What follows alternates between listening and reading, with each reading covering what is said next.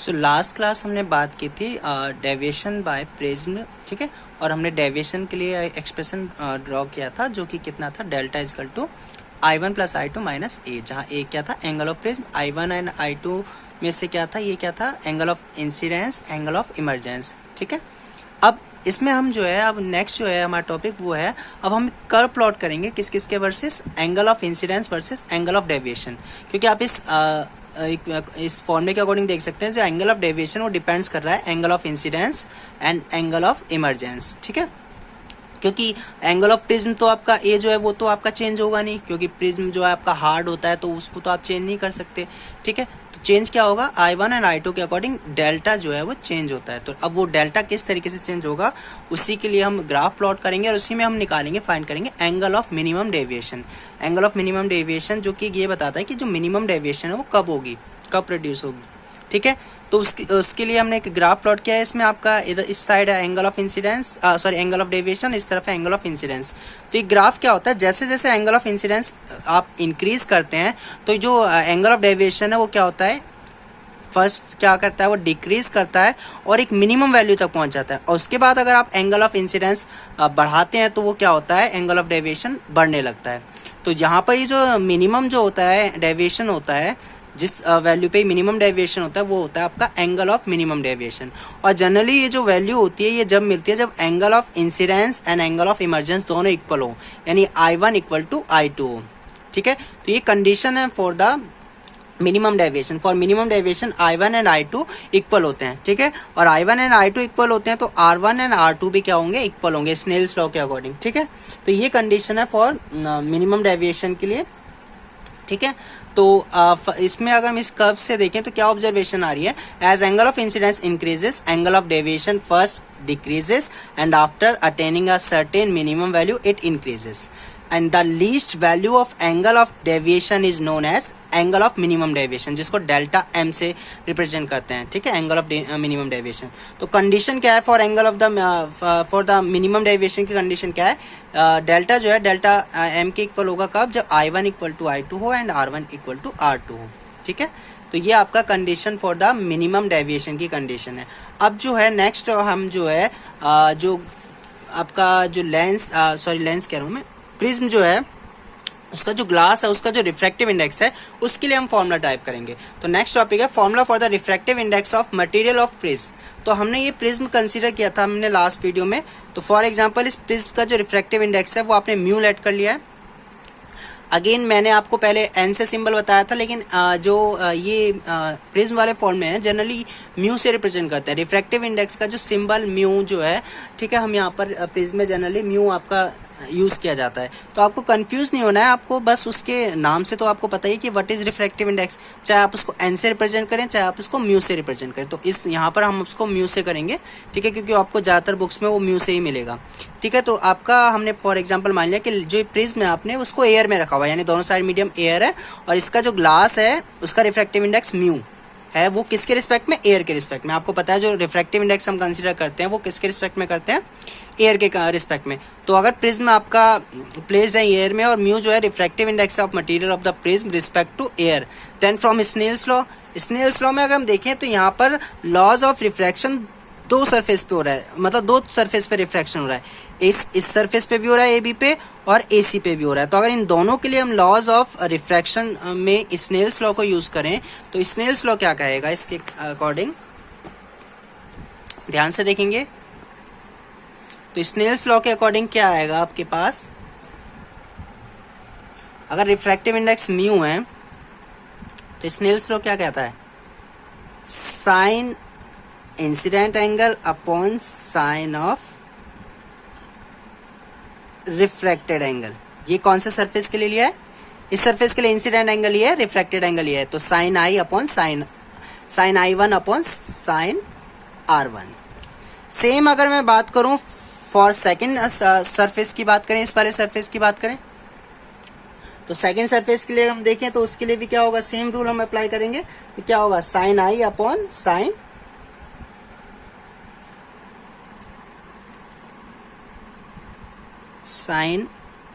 I2 upon sine R2। ठीक है, क्योंकि आपको मैंने बताया था अगर आप इस तरीके से कंसीडर करेंगे तो ये इंसिडेंट एंगल होगा और ये रिफ्रैक्टेड एंगल होगा। तो अगेन ये हो गया।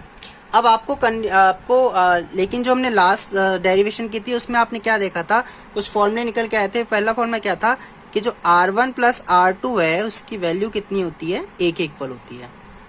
ठीक है, ये स्नेल्स लॉ से आ गया।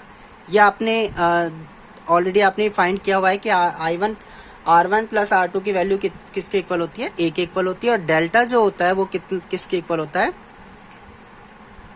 डेल्टा होता है I1 plus I2 minus A। This is equation number 3। अब हम इसमें कंडीशन यूज करेंगे for minimum deviation. For minimum deviation, for minimum deviation की बात करें तो मिनिमम डेविएशन की जो बात करें उसके लिए कंडीशन क्या है कि डेल्टा की वैल्यू डेल्टा मिनिमम की इक्वल कब होगी, जब I1 और I2 इक्वल हो। फॉर एग्जांपल मैंने ले लिया I के इक्वल है, और R1 और R2 इक्वल हो, मैंने एग्जांपल किसके इक्वल ले लिया, R के इक्वल ले लिया। तो अब आपके पास इक्वेशन 1, 2 एंड 3 को अगर दोबारा रीराइट करें तो क्या हो जाएगा इक्वेशन। सो फ्रॉम 1, 2 एंड 3 अगर हम इनको रीराइट करें तो क्या होगा, म्यू हो जाएगा sine I upon sine R। ठीक है, यहां से क्या आ जाएगा, ये 2R is equal to A। R हो जाएगा तो R1 प्लस R 2R लिख लिया, और यहां पर ये क्या हो जाएगा 2I। Delta is equal to 2I minus A। अब मैं इस वाली इक्वेशन से R की वैल्यू निकालूं तो ये हो जाएगा R हो जाएगा A/2, और इस वाले इक्वेशन से अगर मैं I की वैल्यू निकालूं तो I कितना हो जाएगा डेल्टा। अब डेल्टा की जगह हम क्या यूज करेंगे, delta minimum. Delta minimum plus A/2। अब इसको अगर हम स्नेल्स लॉ में यूज कर दें तो जो रिफ्रैक्टिव इंडेक्स की जो फॉर्मूला आएगा, साइन I की जगह आ जाएगा delta minimum plus A/2 upon sine A/2। This is refractive index of the glass of a prism with respect to, यहां पर उसके सराउंडिंग में हमने क्या लिया, एयर। तो ये एयर के रिस्पेक्ट में है। ठीक है, तो आपको यहां पर ये फॉर्मूले भी मिले हैं कि R की वैल्यू क्या होती है, A/2 होती है। ठीक है, ये दोनों। तो रिफ्रैक्टिव इंडेक्स की वैल्यू है। ठीक है, जो किस पे डिपेंड कर रहा है refractive index, angle of minimum deviation, इसके अकॉर्डिंग। ठीक है,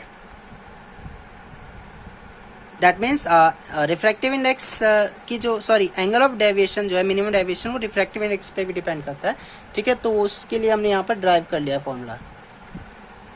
सो मिनिमम डेविएशन की जो वैल्यू है वो डिफरेंट कलर्स के लिए डिफरेंट होती है, क्योंकि जो म्यू की वैल्यू है, रिफ्रैक्टिव इंडेक्स की वैल्यू है, वो डिफरेंट कलर्स के लिए डिफरेंट होती है। ठीक है, तो इसी के अकॉर्डिंग आपका हम आगे पढ़ेंगे कि किस तरीके से लाइट जो है डिस्पर्जन होता है, लाइट की जो है अलग अलग कलर्स में किस तरीके से डेविएट होके बढ़ जाती है। ठीक है, स्प्लिटिंग हो जाती है। तो उसी में हम आगे डिस्पर्जन के टॉपिक भी पढ़ेंगे। तो ये आपका रिलेशन बता रहा है म्यू और एंगल ऑफ मिनिमम डेविएशन में। हालांकि जो एंगल ऑफ मिनिमम डेविएशन वो किस पे डिपेंड करता है, इंसिडेंट एंगल यानी I1 एंड I2 पे। ठीक है, उनकी कंडीशंस पे डिपेंड करता है किस तरीके से वो आप इंसिडेंट कराएंगे कि उसमें डेविएशन कम होगी। ठीक है, लेकिन म्यू की वैल्यू को हम इससे रिलेट कर सकते हैं, जहां आप आगे पढ़ेंगे किस तरीके से आपका कौन सी लाइट के लिए डेविएशन ज़्यादा होगी, डिपेंडिंग अपॉन जो म्यू की वैल्यू है वो किस लाइट के लिए क्या है। ठीक है, वो हम आगे इसको पढ़ेंगे। ठीक है, तो इसमें मुझे नहीं लगता कोई दिक्कत होनी चाहिए। डायग्राम वही यूज करेंगे जो हमने पहले किया था, तो मैंने यहाँ पर डायग्राम ये दिखाया हुआ है आपको। ठीक है, ये रहा आपका डायग्राम।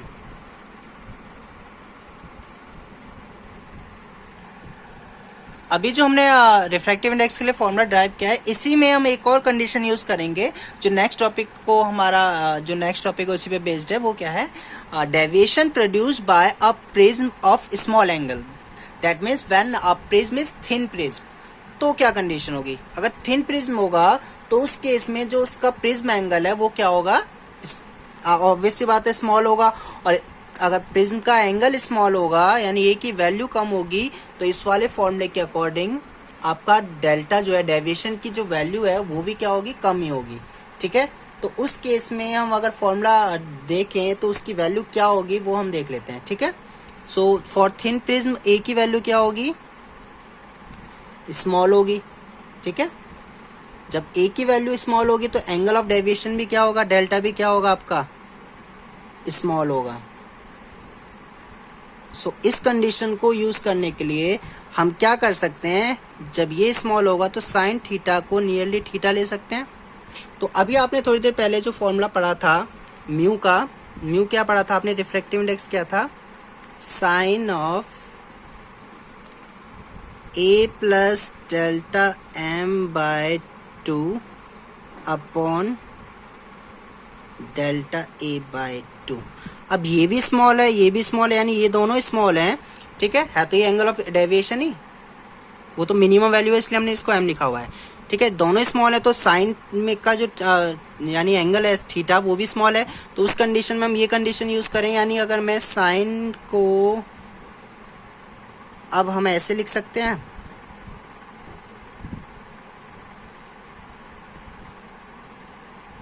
ठीक है, और साइन ए बाय 2 को हम क्या लिख सकते हैं? ए बाय 2। ठीक है, तो इस कंडीशन को अगर हम यूज करेंगे यहां पर तो ये फॉर्मूला अब आपके पास क्या आ जाएगा म्यू का?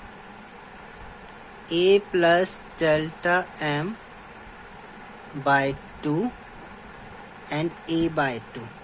2 से 2 कैंसिल हो जाएगा,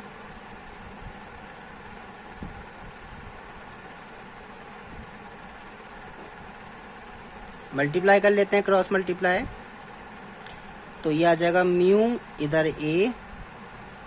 ए वाली टर्म्स को एक साथ ले आते हैं तो आपके पास जो है एंगल ऑफ डेविएशन जो है उसका एक और फॉर्मूला निकल के आता है, वो आएगा म्यू माइनस 1 इंटू ए।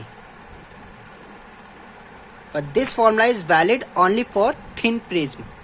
ठीक है, so this is angle of deviation for thin prism. ठीक है, जनरली जो प्रिज्म है इस केस में उसका जो एंगल होता है वो लेस देन 10 डिग्री भी हो सकता है। ठीक है, और for large angle of prism के लिए जो आपका फॉर्मूला था वो ये वाला था। ठीक है, ये for large angle of prism के लिए था और ये क्या है? थिन प्रिज्म के लिए है।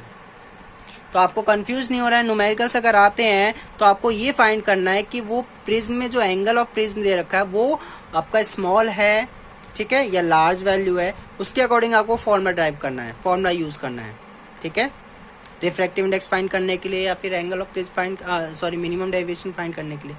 ठीक है, तो अगर हम ध्यान से देखें दो फॉर्मूले को, एक तो ये फॉर्मूला है और एक फॉर्मूला था ये, दोनों में आपको कंफ्यूज नहीं होना है।